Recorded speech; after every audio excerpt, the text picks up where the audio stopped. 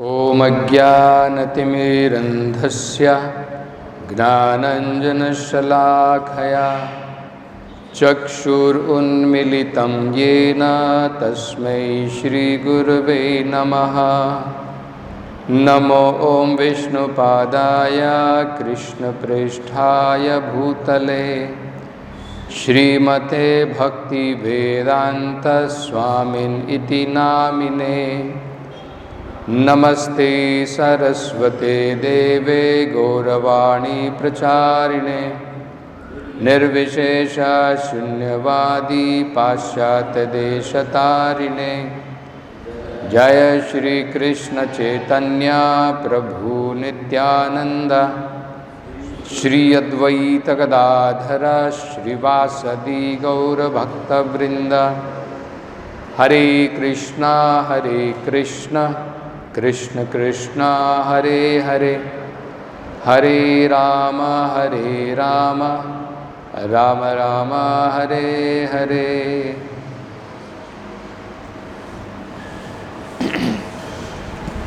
So here we see Lord Kapila is further describing the exact form of the Lord which should be conceived by the yogis in his heart. So previous to this, he started describing about the different features of the form of the Lord. Everybody has a different feature by which one is distinguished. Just like in yesterday's Gaur Katha we were hearing, when Mother Sachi and Jagannath Mishra, first of all, when the Supreme Lord appeared, there were so many divine signs by which one could understand that the person who is going to be born is not some ordinary person.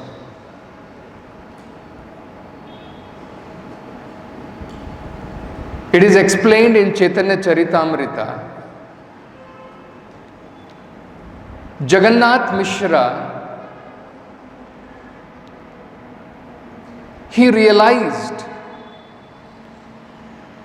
that something divine has entered in his heart, in his mind. And from that time onward, wherever he goes, he is respected by each and every one. And then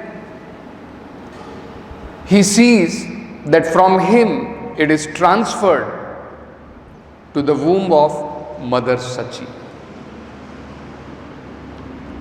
And Mother Sachi is able to see that all demigods are coming. She is able to see them praying to the Supreme Lord in the womb. And then for 13 months, the Lord is in the womb of Mother Sachi, does not come out. So, Jagannath Mishra immediately consults Nilambar Chakravarti to find out what is happening. Because generally, in normal pregnancy, the child is born after 9 months. But here we find Chaitanya Mahaprabhu was there for 13 months. So Nilambar Chakravarti comes and he sees the horoscope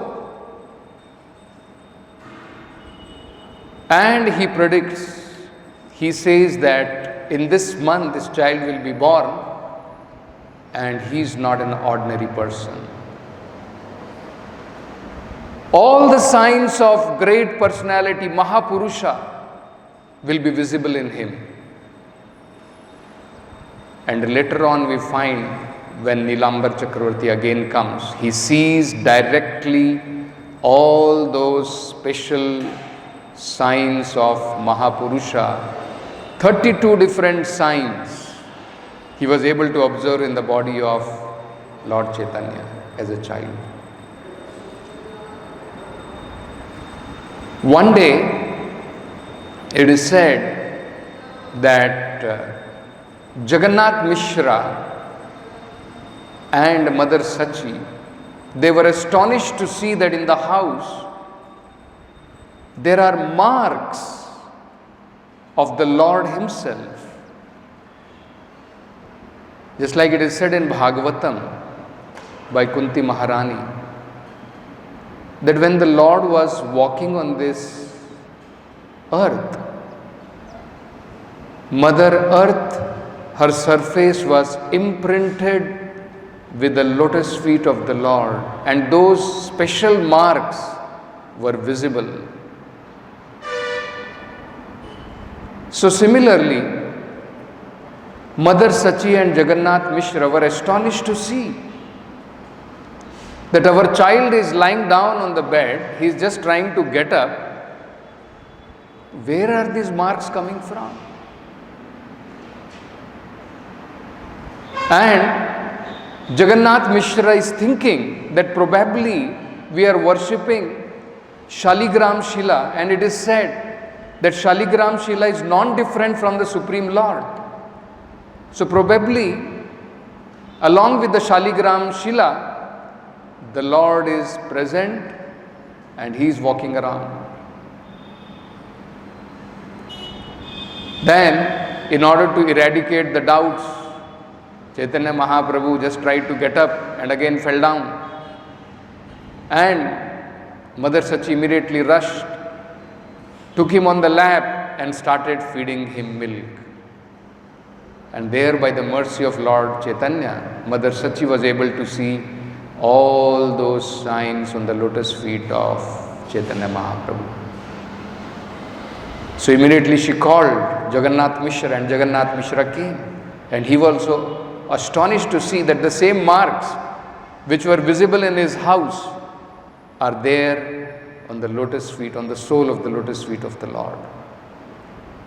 So again he calls Nilambar Chakravarti, and Nilambar Chakravarti sees all the 32 signs, and he said, this is what I said earlier, I had written down.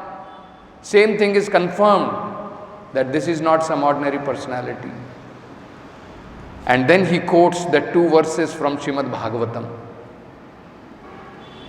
One is which Garg Muni quoted when Lord Krishna appeared. He said, Shukla Raktas Tatha Pita Idanim Krishnam Gataha. That this child is not ordinary. Earlier he has taken Shukla, white, Rakta, red, Pita, yellow, Idanim, and now he has come as Krishnam Gataha, in Shyam Varna, in his bluish original color. So he quoted that verse, and he quoted another verse from Srimad Bhagavatam. Krishna Varnam Tusha Krishnam Sango Pangastra Parshadam Yagna Sankirtana Prayer Yajanti Hi Sumedashaha. That he will always glorify the Supreme Personality of Godhead, even though his bodily hue is golden and it is not of the color of Krishna. So, we find the Supreme Lord's features are very unique. They are not like features of this material world. These unique features should get imprinted in our consciousness. It is very important. These are not some ordinary or general description. These are very specific description of the Lord. And that is exactly how the yogi should conceive the Supreme Lord, not with his imagination. but as described here, authoritatively. And that is why Prabhupada is saying the exact color of the garment of Supreme Lord is described as saffron yellow. Lasat, it is shining.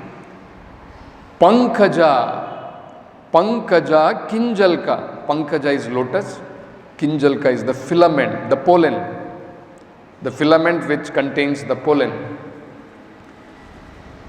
Pita Kausheya Vasasam, the Vasasam, the color of the Supreme Lord's, which is covering his loin, is yellowish in color.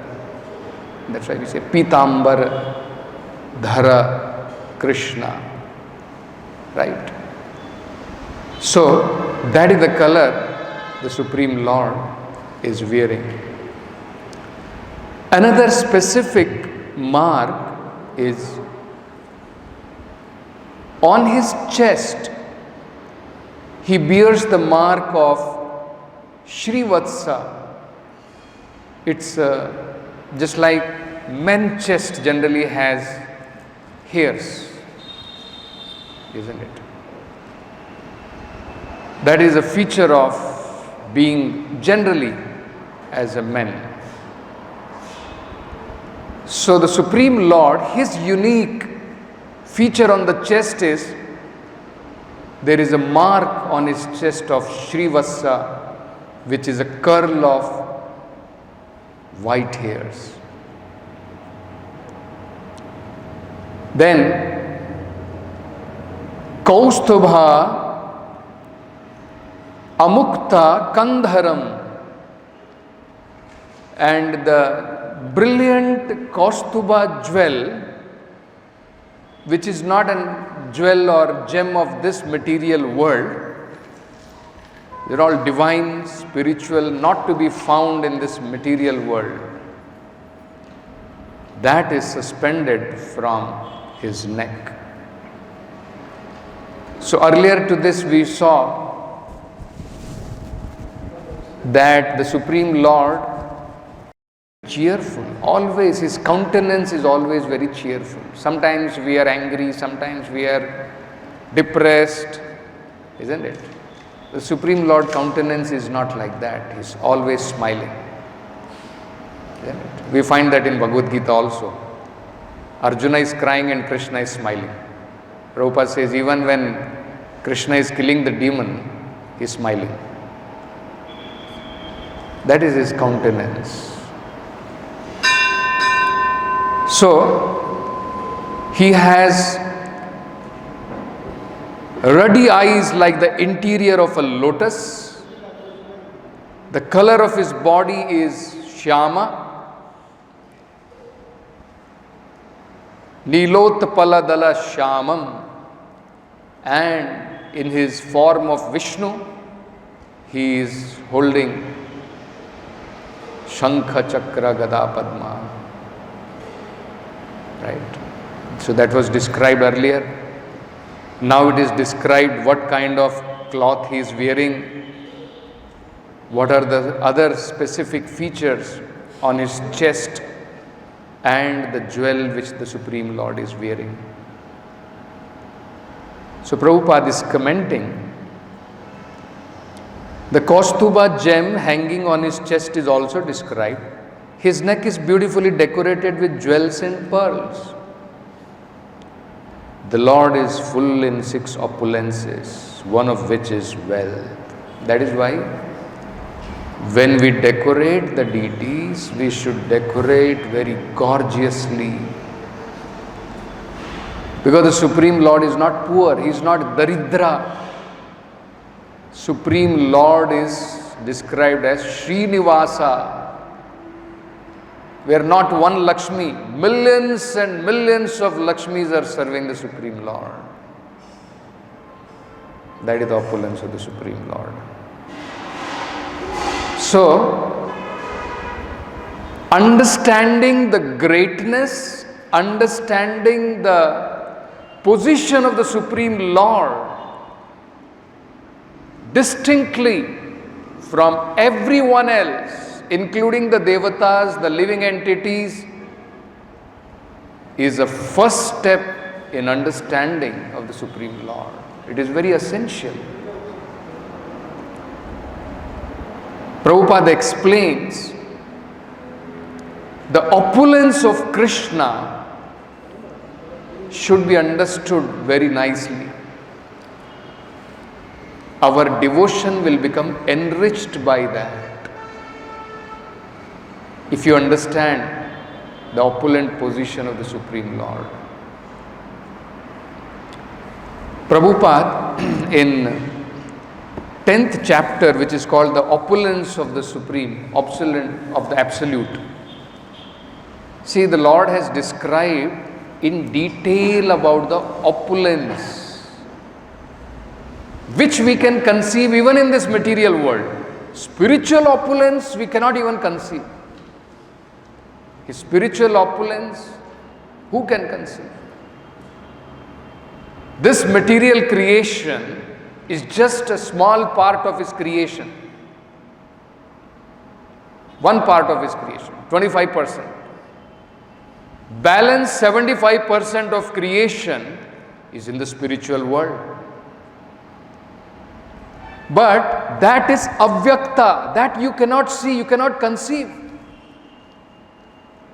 What we can see here in this material world, even that also is not completely visible to us. Are you able to see?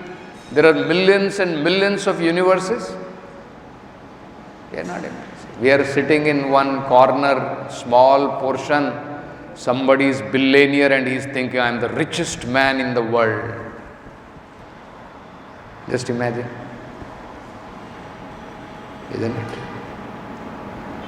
Taking some small property with some notes which have no value.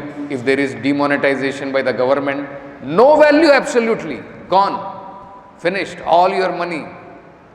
You may be billionaire, multimillionaire, you will have no value. Because actually, the real value is from the gold. It is not by this paper currency. We saw that, isn't it? When demonetization happened. And when after some time those notes were not accepted, it is nothing but a piece of paper. It has no value, absolutely. Somebody may be having the demonetized notes, you can go and try. No value. So, the opulence of the Supreme Lord is describing even in this material creation. And Arjuna is bewildered. When Krishna described this opulence and Arjuna wanted to see this opulence, and Krishna showed standing his universal form. In one place, everything is whole creation. Arjuna is able to see and he is bewildered. And Krishna is telling, what is there to be bewildered, Arjuna? Ekena amshena sthito jagat. This opulence is nothing. It is just situated on one portion of my energy. Before this 10th chapter, Krishna already described his energies, how they are working. Material energy, Krishna is saying, Bhumi, Rapo, Nala, Vayu, Khama, Mana, Buddhi, Revacha, Bhinna, Prakriti, Me, Ashtadha. And then Krishna said, apart from this, there is another, Jiva, Bhuto, Mahabaho, Yayedam, Dharyate, Jagat. These are the two energies which are working and they are my energy. So Krishna has already described his energies. And now in 10th chapter, Krishna is describing his particular opulences. And in 9th chapter, Krishna described that apart from being a devotee, there is no way one can understand the position of the Supreme Lord. It's not possible. It's only through bhakti. Bhaktya mam abhijanati yavan yaschasmi tattvataha. And so Prabhupada explains this in the first verse, opulence of the Absolute. Shri Bhagavan Uvacha Bhuya Eva Mahabaho Shrunu Me Paramam Vachaha. So Prabhupada is explaining Bhagavan and Paramam when Krishna is saying. What is the meaning of Paramam? So that is explained. Prabhupada is saying the word Paramam is explained by Parashar Muni, one who is full in 6 opulences, full strength, full fame, wealth, knowledge, beauty, renunciation, is Paramam, or the Supreme Personality of Godhead. And then we are seeing, even when the Supreme Lord was present on this earth, no comparison. When the Lord was in Dwarka, no one could imagine the kind of opulence the Supreme Lord even personally showed. Just like in today's conversation we were reading, somebody is arguing that Guru Maharaj Ji showed Putna killing, Guru Maharaj Ji showed Govardhan lifting. So Prabhupada is saying, Krishna showed Govardhan lifting and everybody was able to see. Not only Guru Maharaj Ji, only my disciple will see. So let that Guru Maharaj Ji show his lifting of Govardhan hill to everyone. Isn't it? So even when Krishna was present, we find the Supreme Lord displayed his opulences. Even as a small child, he displayed all his opulences. And that's how Prabhupada says, God is God, even in the lap of his mother is God. Not that he becomes God, he becomes opulent later on. No. That is the meaning of God. So, here, whole chapter, all these different opulences are described, and Prabhupada is saying these are Paramam Vacha, Krishna is saying. Because if you understand them properly, our material consciousness is so much absorbed in matter.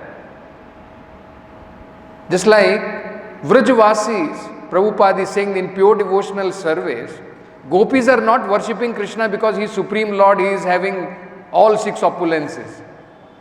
We are worshipping because he has 6 opulences. Because otherwise we will worship somebody else. We will worship Napoleon, we will worship Hitler, we will worship some wealthy man, we will worship some strong man. That is how our consciousness is. Later on, in pure devotional service, these opulences of the Supreme Lord, Aishwarya Gyan, it becomes secondary. But in the beginning, it is very important. Till we come to that stage. In the later stage, Krishna says, devotion becomes feeble by Aishwarya Gyan. Imagine if the gopis had to always remember, just like we find Arjuna when he was shown the universal form of the Lord, he became so afraid. He was not able to naturally relate to Krishna at all as a friend. He has accepted Krishna as his friend. He is telling Krishna, you drive my chariot. But after seeing the opulent form of the Lord, he is falling, paying his obeisances again and again. And he is saying, my dear Krishna, I am very sorry. Sometimes I ate with you. Sometimes I slept with you. Sometimes I was very formally talking to you. Isn't it? Devotion becomes feeble. Imagine if Yashoda Mai had to always remember his Supreme Personality of Godhead. She will not be able to have that loving relation which Mother Yashoda had, where she is feeling that Krishna is completely dependent on me and he should eat nicely. If he does not eat properly, if he is eating mud, he will get sick. So, that is Vrajabhav Bhakti. And that is what Supreme Lord came to teach in the form of Lord Chaitanya. That everybody in the world, they worship me. with awe and veneration, with lots of rules and regulation, but hardly that attracts me. It is good. It does not attract me.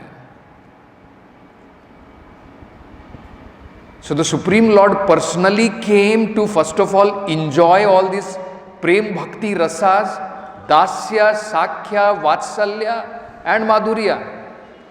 And then he wanted to distribute. Let others also enjoy. Let them also get opportunity to get attracted to this rasa. And that is why he came as Lord Chaitanya, to profusely distribute what he had not given earlier for a long time. That Prema Bhakti, Unnattojjvala Rasam. So that is greater opulence. That is further opulence of Krishna. In one way, this is opulence of Krishna. Through Mahavishnu is maintaining the whole creation. That is one stage of opulence. Another stage of opulence of Krishna is when he becomes controlled by his devotee. That is a greater opulence of Krishna. That the Supreme Lord is completely under the control of his devotee in Bhakti Rasa. So that is a later stage. Otherwise, we have to understand about the opulence of the Supreme Lord, how the Supreme Lord is present in every sphere of life in this material world. The water we drink, the air we breathe, everything. Just like later on you will find Lord Kapila is explaining that it is because of my fear sun is rising in time. It is because of my fear that wind is blowing. It is because of my fear that seasons are changing. It is because of fear of me that all plants are giving their fruits and flowers in time. So that is also one opulence of the Supreme Lord. So all these have to be understood very properly. So Prabhupada is very nicely explaining. Now Krishna is instructing Arjuna in more confidential knowledge of his opulence and his work. Previously, beginning with 7th chapter, Lord already explained his different energies and how they are acting. So already some opulences Krishna has given. My energies are acting like this. Now in this chapter he explains his specific opulences to Arjuna. In the previous chapter, he clearly explained his different energies to establish devotion in firm conviction. See? In our stage, it is very important, if we want to worship Krishna with nishtha, firm conviction, we have to understand what Krishna is, how his different energies are acting. Very important for us to understand all those things. Again in this chapter he tells Arjuna about his manifestation and various opulences. The more one hears about the Supreme God, more one becomes fixed in devotional service. See, it is so important. One should always hear about the Lord in the association of devotees. But it is also important, Prabhupada is saying, not only hearing, Satam prasangat mama virya samavido. The opulences of the Lord, the activities of the Lord, all of them are very potent. But we should hear them in association of devotees. That will enhance one's devotional service. Discourses in the society of devotee can take place only among those who are really anxious to be Krishna conscious. Others cannot take part in such discussion. The Lord clearly tells Arjuna, because he is very dear to him, for his benefit, such discourses are taking place. And then Krishna in the next verse is saying, Arjuna, my opulences are not even known to Suras, not even to the great sages. Neither the host of demigod nor the great sages know my origin, for in every respect I am the source of the demigods and the sages. He who knows me as unborn beginningless, supreme Lord of all the world. He, undiluted among men, is freed from all sins. And then intelligence, knowledge, freedom from doubt, delusion, forgiveness, truthfulness, self-control, calmness, fame, infamy, all these are created by me alone. The 7 great sages, and before them the 4 great sages, and the Manus are born out of my mind, and all creatures in this planet descend from them. So Krishna is describing about the origin. Isn't it? We are bewildered by this material energy, and Krishna is saying He is the origin of all of them. Isn't it? And then He is saying, he who knows in truth the glory and power of mine engages in unalloyed devotional service. Of this there is no doubt. And then that famous shloka Krishna says, Aham sarvasya prabhavo mattah sarvam pravartate iti matva bhajante mam buddha bhava samanvitaha. This knowledge is very essential, and along with that essential is worshipping the Supreme Lord with feelings. It is not dry speculative knowledge. It is filled with transcendental emotions, bhava. And Rupa Goswami has explained, when is this bhava attained? Then it, Adau Shraddha Tata Sadhu Sangha Ta Bhajana Kriya. In stages, this bhava is attained. I am the source of all spiritual and material worlds. Everything emanates from me.